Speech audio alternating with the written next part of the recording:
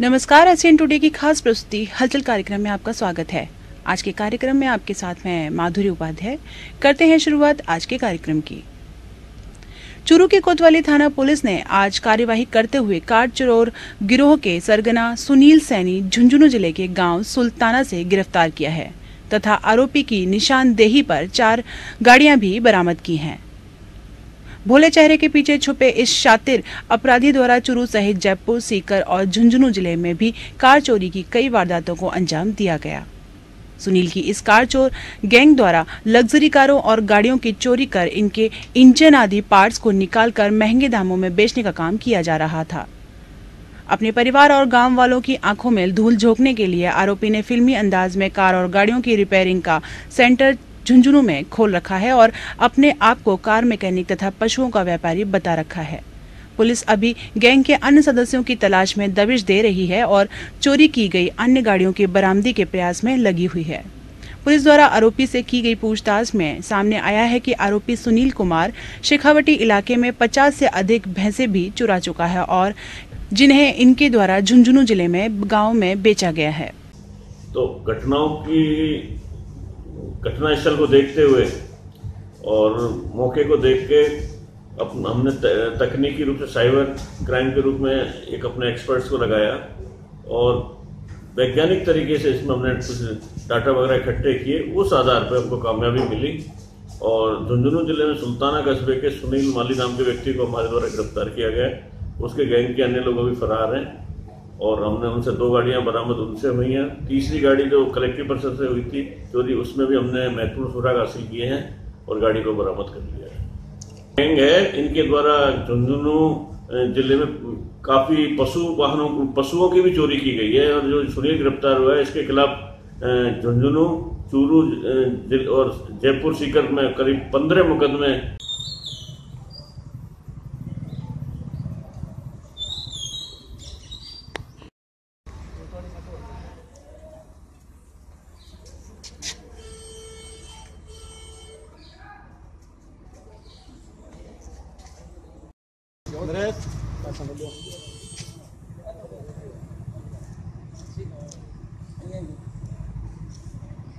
चूरू जिला मुख्यालय में गत दिनों बंद हवेलियों में हुई चोरी की वारदातों का खुलासा करना तो दूर, यहां की कोतवाली पुलिस लगातार हो रही चोरियों पर अंकुश तक नहीं लगा पाई है। गत दिनों एक के बाद एक बंद मकानों में ताले तोड़कर अज्ञात बदमाशों ने बेखौफ चोरी की वारदातों को अंजाम दिया, लेकिन पुलिस बदमाशों का सुराग लगाने में नाकाम रही। आज फिर जिला मुख्यालय के प्रतिभा नगर में अज्ञात बदमाशों ने 3 बंद मकानों को निशाना बनाते हुए चोरी की बड़ी वारदात को अंजाम दिया। शातिर तरीके से चोरों ने 2 बंद मकानों के ताले और कुंदे तोड़े और फिर घर में घुसकर एक के बाद एक 6 कमरों के ताले तोड़कर लाखों के माल पर हाथ साफ कर दिया। पूरी वारदात को बदमाशों ने बड़े इत्मीनान से अंजाम दिया। सभी कमरों का सामान बिखेर कर सभी अलमारियों, संदूकों आदि की तलाशी ली गई। सुबह पड़ोसियों को घर के मेन गेट का ताला टूटा मिला तो सबके होश उड़ गए और पुलिस को सूचना दी गई। सूचना के बाद कोतवाली पुलिस ने मौके पर पहुंचकर जांच पड़ताल की और एफएसएल टीम ने सुराग जुटाए। पुलिस के मुताबिक कुदाल भवन के सामने पत्रकार अरविंद चोटिया का बंद मकान है, जो परिवार सहित जोधपुर रहते हैं। चोरों ने अपना अगला निशाना प्रतिभा नगर में ही सेवाराम लखोटिया के घर को बनाया, जिसके परिवार के लोग जयपुर, जोधपुर व पूना में रहते हैं। इसी क्षेत्र में चोरों ने अपना तीसरा शिकार चंद्रभान शर्मा के घर को बनाया, जहां चोरों ने बाहर के दरवाजे का ताला तो तोड़ दिया मगर अंदर के मुख्य दरवाजे का ताला नहीं तोड़ पाए। तीनों घरों में चोरों ने कितना सामान चोरी किया है, इसके बारे में तो दोनों घरों के मालिक के आने के बाद ही पता चल पाएगा।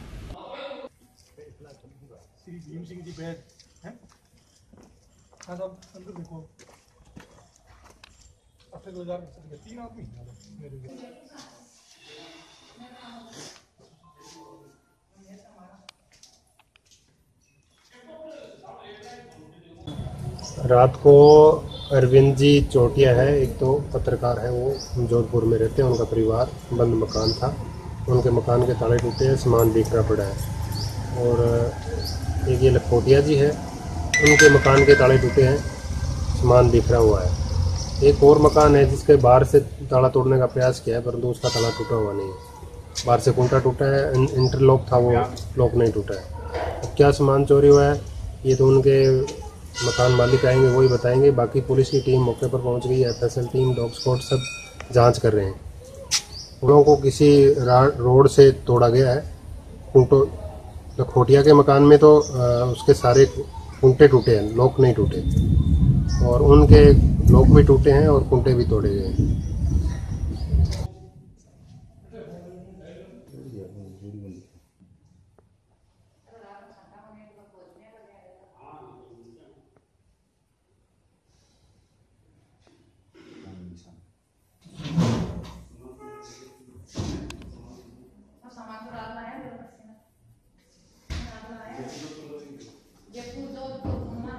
अपने प्रिय चैनल एससीएन टुडे से जुड़े रहने के लिए हमारा यूट्यूब चैनल सब्सक्राइब करना ना भूलें।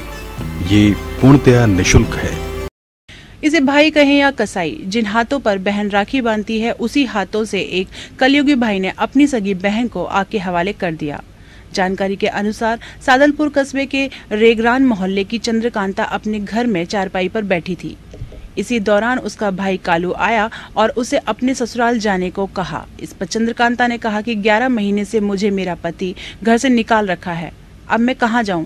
बताया जा रहा है इसी बात को लेकर कालू ने माचिस जलाकर अपनी बहन को आग लगा दी। आग ने भयंकर रूप धारण कर लिया। शोर शराबा करने पर उसकी मां ने पानी की बाल्टियों से आग को बुझाया।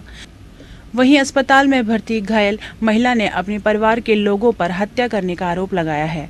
पीड़िता ने बताया कि मुझे 11 महीनों से ससुराल वालों ने छोड़ रखा है और अब पीहर के लोग भी मुझे मारना चाहते हैं, ऐसे में कहां जाऊं। वहीं घटना की सूचना पुलिस को मिलने पर सादलपुर पुलिस मौके पर पहुंची और घटना स्थल का मौका निरीक्षण किया।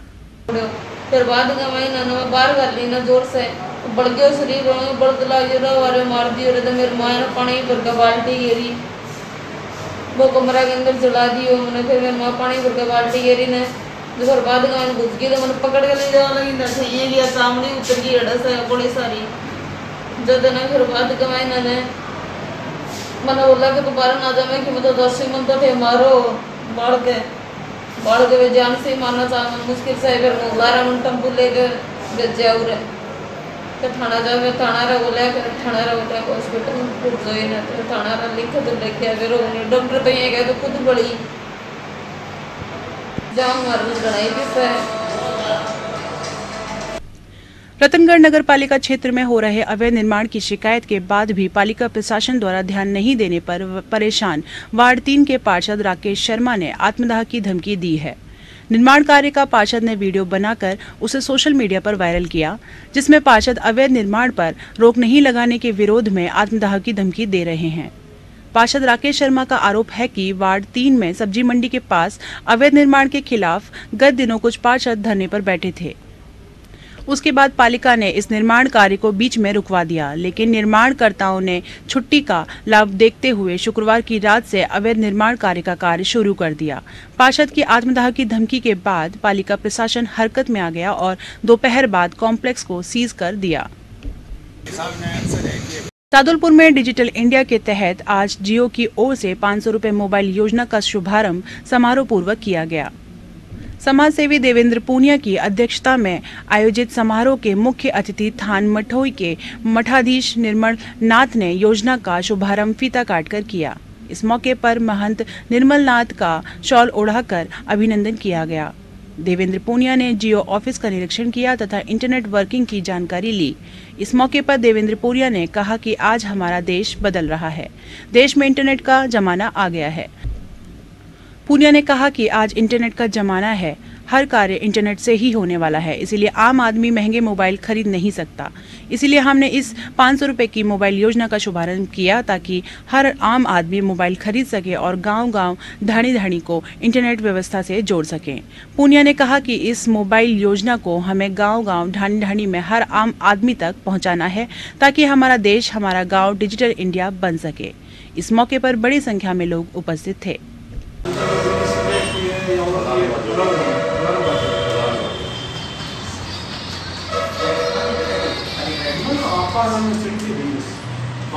भारतीय राष्ट्रीय छात्र संगठन NSUI की ओर से राजकीय लोहिया महाविद्यालय चूरू में पौधारोपण किया गया। इस अभियान के तहत NSUI के कार्यकर्ता एवं पदाधिकारी विभिन्न सार्वजनिक स्थलों पर न केवल पौधारोपण करेंगे बल्कि आम जन को वृक्षारोपण के लिए प्रेरित भी करेंगे। इस अवसर पर NSUI के राजस्थान प्रदेश संयोजक सद्दाम हुसैन, पूर्व महासचिव कपिल भाटी, अजीज खान, दिलावर खानी, समीर खान, वसीम चौहान, सुनील कुमार, जितेंद्र, मंजीत सिंह मीणा, कपिल देव, कालेर सहित बड़ी संख्या में NSUI के कार्यकर्ता उपस्थित थे। आज भारतीय राष्ट्रीय छात्र संगठन NSUI की ओर से राजकीय लोहिया महाविद्यालय में वृक्षारोपण अभियान का प्रारंभ किया है। NSUI के कार्यकर्ता एवं पदाधिकारी विभिन्न स्थानों पर जाकर, सार्वजनिक स्थलों पर जाकर पूरे वर्षा ऋतु के अंदर वृक्षारोपण करेंगे, पेड़ों के प्रति लोगों में जागरूकता पैदा करेंगे। आज हमने अभियान की शुरुआत की है और हम निरंतर विभिन्न जगहों पर जाकर वृक्षारोपण करेंगे, लोगों को प्रेरित करेंगे, इसके लाभ बताएंगे, इसका महत्व बताएंगे। इसी उद्देश्य को लेकर आज NSUI ने ये वृक्षारोपण अभियान प्रारंभ किया। बिसाऊ कस्बे के श्रीमती गीगी देवी जटिया राजकीय बालिका उच्च माध्यमिक विद्यालय में उर्दू विषय की मांग को लेकर यूथ लीडर इस्माइल तंवर ने आज हस्ताक्षर अभियान शुरू करते हुए व्यापारियों से बेटियों के उज्जवल भविष्य के लिए सहयोग की अपील की है। हस्ताक्षर अभियान मुख्य बाजार से शुरू हुआ, जिसमें व्यापार मंडल के पदाधिकारियों सहित सभी व्यापारियों ने मांग के समर्थन में हस्ताक्षर किए। तंवर ने बताया, उनके द्वारा पिछले 2 साल से बालिकाओं की शिक्षा के लिए चेयरमैन, प्रधान, विधायक, पूर्व विधायक, 2 कैबिनेट मंत्री, उर्दू अकेडमी चेयरमैन और स्वयं प्रदेश के मुख्यमंत्री से मिलकर ज्ञापन सौंपे जा चुके हैं। यहाँ तक कि प्रधानमंत्री तक को ज्ञापन प्रेषित कर चुके हैं, लेकिन उर्दू विषय अभी तक शुरू नहीं किया गया है। तंवर ने आरोप लगाया कि लगता है सरकार को बच्चियों की पढ़ाई की कोई चिंता ही नहीं है, लेकिन बिसाऊ के आम नागरिक इस हस्ताक्षर अभियान में शामिल होकर सरकार तक पुरजोर शब्दों में अपनी आवाज पहुंचाएंगे। इस मौके पर यूथ लीडर इस्माइल तंवर के साथ इरफान खान, फखरुद्दीन कुरैशी, शकील डायर, हनीफ खान, सत्तार सैयद ने सभी दुकानों पर संपर्क कर अभियान से जुड़ने का निवेदन किया है। हमारी बालिका जो गर्ल्स जो सरकारी विद्यालय हैं जटिया, उसमें हमने 2 साल हो गए हमें कोशिश करते हुए हर स्तर पर हमने ज्ञापन पहुंचाए। हमने उनको पर्सनल तौर पे कहा, मंत्री हो, CM हो, कलेक्टर हो, हर जगह हमने अपनी बात को पहुंचाई, लेकिन हमारी बात पर अभी तक कोई सुनवाई नहीं हुई है। इसलिए हम लोगों ने आज सबसे पहले हमारे संविधान के अंदर जितने भी विरोध प्रदर्शन के जो है वो हम सब पर इस्तेमाल करेंगे, लेकिन उसमें हम सबसे पहले हम लोगों ने हस्ताक्षर अभियान की शुरुआत की है। अगर ये हमारा हस्ताक्षर अभियान सफल होता है और हमारी सुनवाई होती है तो ठीक है, वरना आगे हम लोग जैसे धरना प्रदर्शन हुआ, रास्ता रोको हुआ, ये जो भी विरोध प्रदर्शन के जितने भी काम है वो सारे आजमाएंगे।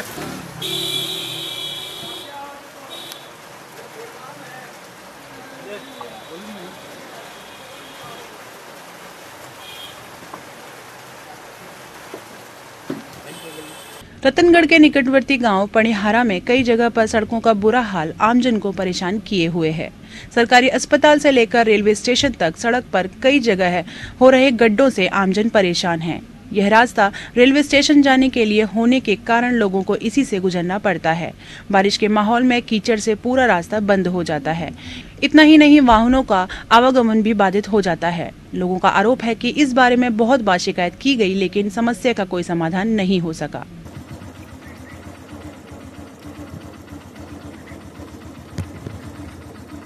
बिसाऊ इलाके में इस बार अच्छी बारिश होने के बाद क्षेत्र के किसान खेती में व्यस्त हो गए हैं।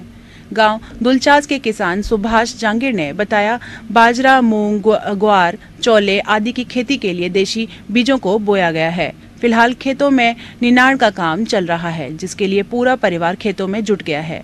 इधर शनिवार को भी दिन में कुछ समय के लिए हुई झमाझम का लोगों ने आनंद लिया।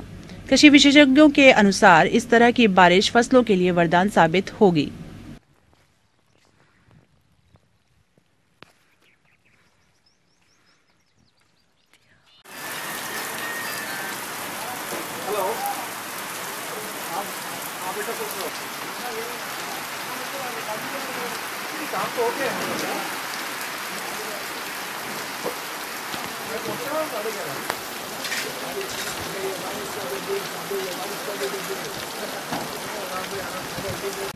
सदा शहर में वरिष्ठ सिविल न्यायाधीश एवं अपर मुख्य न्यायिक मजिस्ट्रेट न्यायालय का लोकार्पण जिला एवं सेशन न्यायाधीश अयूब खान ने किया। इस अवसर पर बीकानेर के पारिवारिक न्यायाधीश डॉक्टर श्याम सुंदर लाटा, अपर जिला एवं सेशन न्यायाधीश राजेश दंडिया, वरिष्ठ सिविल न्यायाधीश एवं मुख्य न्यायिक मजिस्ट्रेट रामचरण मीणा, वैकल्पिक विवाद निस्तारण केंद्र के सचिव विकास एचरा, नवसृजित न्यायालय के प्रथम पीठासीन अधिकारी प्रियंका सिहाग, स्थानीय न्यायिक मजिस्ट्रेट रामपाल, उपखंड अधिकारी मूलचंद लुड़िया, तहसीलदार वीरबलनाथ सिद्ध, पुलिस उप अधीक्षक रघुवीर शर्मा, थानाधिकारी पुष्पेंद्र झाझड़िया आदि उपस्थित थे। वरिष्ठ अधिवक्ता भीमनाथ सिद्ध, पतराम जाखड़, भोजराज सिंह, राजपुरोहित, संघ के संरक्षक गोवर्धन लाल पाड़िया, गोपाल कृष्ण सिहाग ने अतिथियों का मालार्पण, शॉल उड़ाकर एवं स्मृति चिन्ह प्रदान कर सम्मान किया। इस अवसर पर शिक्षाविद ओंकार नाथ ब्रजमोहन लाटा की स्मृति में उनके परिवार की ओर से बनाए गए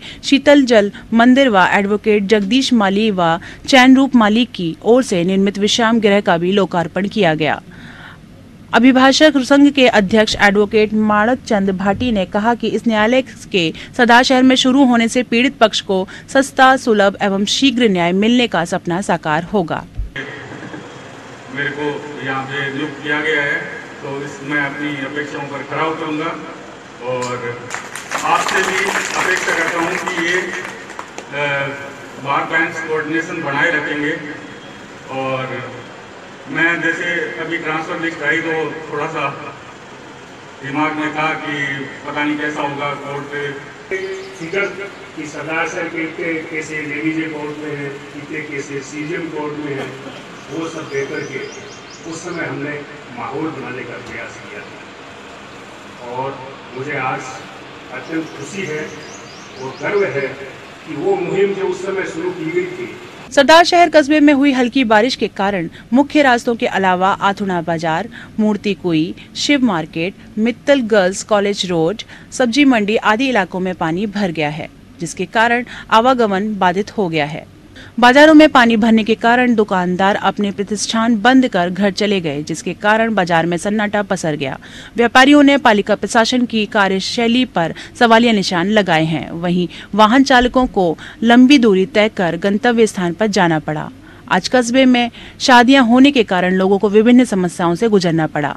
कस्बे में हुई हल्की बारिश ने सीवरेज कार्यों की पोल खोल दी है। हल्की बारिश में मुख्य बाजार में सीवरेज का चैम्बर धंस गया। अन्य चैम्बरों का पानी निकासी होने के बाद ही पता चलेगा कि कितने चैम्बर धंसे हैं।